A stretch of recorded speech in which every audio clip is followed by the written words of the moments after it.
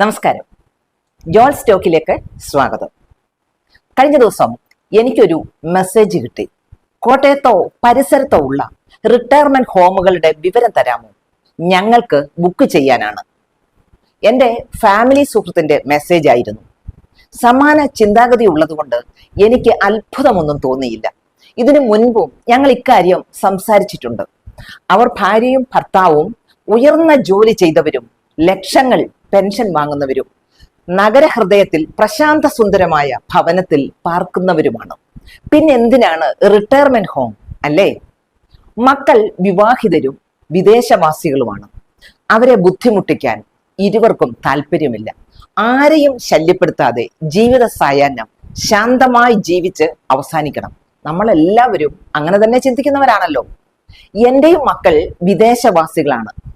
ഒപ്പം ചെല്ലാൻ നിർബന്ധിച്ചപ്പോൾ ഞങ്ങൾ അവരോട് പറഞ്ഞു, മക്കളെ, നിങ്ങളുടെ ജീവിതം സമാധാനമായി കഴിച്ചുകൂട്ടുക. ഞങ്ങൾ അവിടെ വന്ന് പാർത്താൽ നിങ്ങൾക്കും ഞങ്ങൾക്കും ഇത്തിരി കഴിയുമ്പോൾ ബുദ്ധിമുട്ടാവും എന്ന്. നമ്മുടെ മക്കൾക്കൊക്കെ ജോലി ചെയ്താലേ ജീവിക്കാനാവും. വൃദ്ധരായ അച്ഛനമ്മമാരെ ഒറ്റയ്ക്കാക്കി ജോലിക്ക് പോകുമ്പോൾ സുരക്ഷിതത്വം ഒരു പ്രശ്നമാണ്. നമ്മളെ അകത്താക്കി വീട് പൂട്ടി പോകേണ്ടി വരും. തുറന്നിട്ടാൽ അക്രമികൾ വീട് കൊള്ളയടിച്ച് നമ്മളെ തട്ടിയേച്ച് അങ്ങ് പോകും. പിന്നെ എന്താ ചെയ്യും? കിടപ്പിലായാലോ? ജോലി കളഞ്ഞ് കാവലിരുന്ന് ശുശ്രൂഷിച്ചാൽ മാമ ഉണ്ണാൻ പറ്റുമോ? അതിനെന്ത് ചെയ്യും?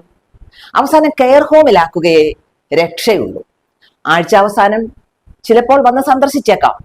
പിറന്നാളൊക്കെ വരുമ്പോ ഒരു റോസപ്പൂവും പൊക്കിക്കൊണ്ട് ഉമ്മയും തരാൻ വരും.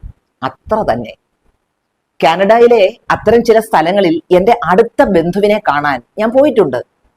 മരണം എത്തുന്നത് കാത്ത് അന്യനാട്ടിൽ അന്യരുടെ നടുവിൽ ദിനരാത്രങ്ങൾ എണ്ണി എണ്ണി ജീവിക്കുക. അതിലൊക്കെ നല്ലതല്ലേ നമ്മുടെ നാട്ടിൽ പാർക്കുന്നത്? മലയാളമൊക്കെ കേട്ട് കേരള ഭക്ഷണമൊക്കെ കഴിച്ച് പള്ളിയിലൊന്ന് പോയി ബന്ധുക്കളെയൊക്കെ ഇടയ്ക്കിടയ്ക്കൊന്ന് കണ്ട് പരിചയക്കാരോട് മെണ്ടി പറഞ്ഞ് മരിക്കാം.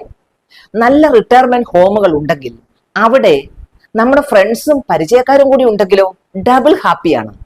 രാവിലെ കോമൺ റൂമിൽ ഒരുമിച്ചിരുന്ന് പത്രം വായിച്ച് സംസാരിച്ച് തമാശിച്ച് വൈകുന്നേരം ഒത്തുകൂടി ജോക്കടിച്ച് പഴയ നാട്ടുകാര്യങ്ങളും തമാശകളും ഒക്കെ അയവിറക്കി കഴിഞ്ഞുകൂടാം. വേണ്ട ആരോഗ്യ പരിരക്ഷ, മോശമല്ലാത്ത ഭക്ഷണം, മിണ്ടി പറയാൻ ആരെങ്കിലും. ഇത്രയൊക്കെ മതി വാർദ്ധക്യകാലത്ത് സന്തോഷത്തോടെ ജീവിച്ച് നമ്മുടെ ശാശ്വത ഭവനത്തിലേക്ക് മടങ്ങിപ്പോകാൻ.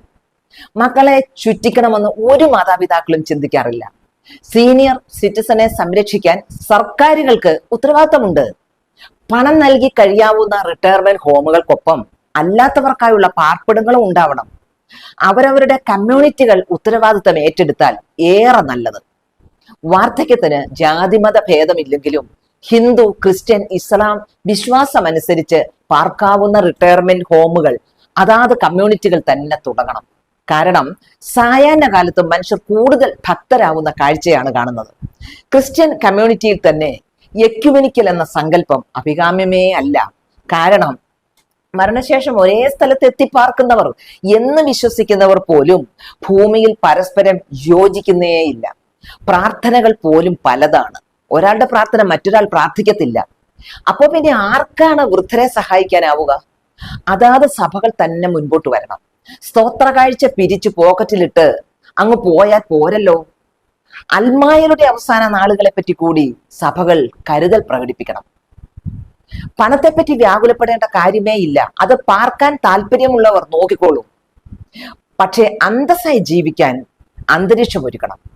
ശാന്തസുന്ദരമായ പാർപ്പിടം, കാറ്റും വെളിച്ചവും നന്നായി കിട്ടുന്ന നിറയെ പച്ചപ്പുള്ള ചുറ്റുപാടുകൾ, വെളിപ്പുറത്ത് വൈദ്യസഹായം, ദേവാലയ സാന്നിധ്യം, ഇത്രയൊക്കെയാണ് പ്രഥമ ആവശ്യങ്ങൾ.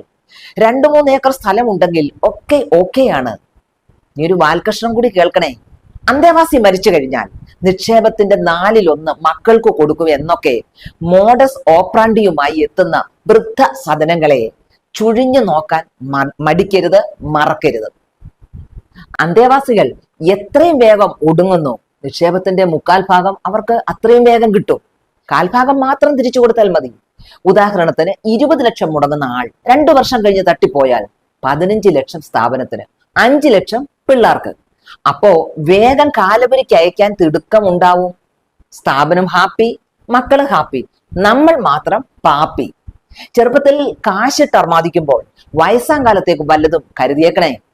പെൺമക്കളെ കെട്ടിക്കാനും പിള്ളേരെ വിദേശത്തേക്ക് വിടാനും ലക്ഷങ്ങൾ ചെലവാക്കുന്ന നമ്മൾ നമ്മുടെ വാർദ്ധക്യ കാലക്ഷേമത്തിന് ഒന്നും കരുതുന്നില്ലെന്നുള്ളതാണ് സത്യം. മക്കളാണ് ധനമെന്നാണ് എല്ലാവരും പറയുക. അവന്മാര് വേട്ടാവളിയന്മാരായി പോയാൽ തീർന്നു. അത് മറക്കരുത്. അതുകൊണ്ട് നമ്മുടെ വാർദ്ധക്യ കാലത്തേക്ക് എന്തെങ്കിലുമൊക്കെ പൊട്ടും പൊടിയും കരുതി വെച്ചേക്കണം കേട്ടോ. എല്ലാവർക്കും നല്ലത് വരട്ടെ. സമാധാനമുള്ളൊരു ദിവസം ആശംസിക്കുന്നു. God bless you.